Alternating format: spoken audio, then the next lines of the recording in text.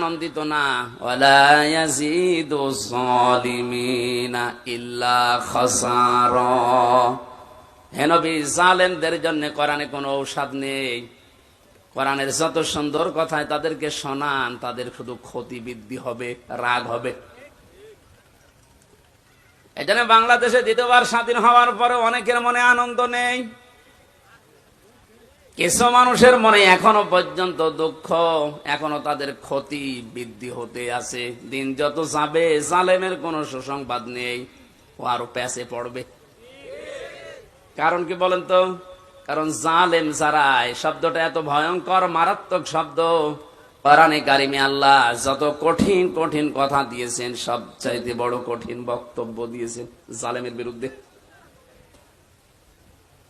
আল্লাহ পাক বলেন, ইন্নামাস সাবিলু আলাল্লাযিনা ইয়াযলিমুনান নাস ওয়া ইয়াবগুনা ফিল আরদি বিগাইরিল হক। ইলা আখিরি আয়াত। সূরা শুরার 42 নম্বর আয়াত প্রথম অংশে আছে আল্লাহ বলেন, আমি আল্লাহর মামলা হবে তাদের বিরুদ্ধে যারা মানুষ হয়ে মানুষের উপরে জুলুম করেছে। এই আয়াত অনুযায়ী এখন বলেন তো, বাংলাদেশে আল্লাহর মামলার আসামি আছে না নেই? আল্লাহ ইয়াজলিমুনাল মুসলিমুনা দেননি।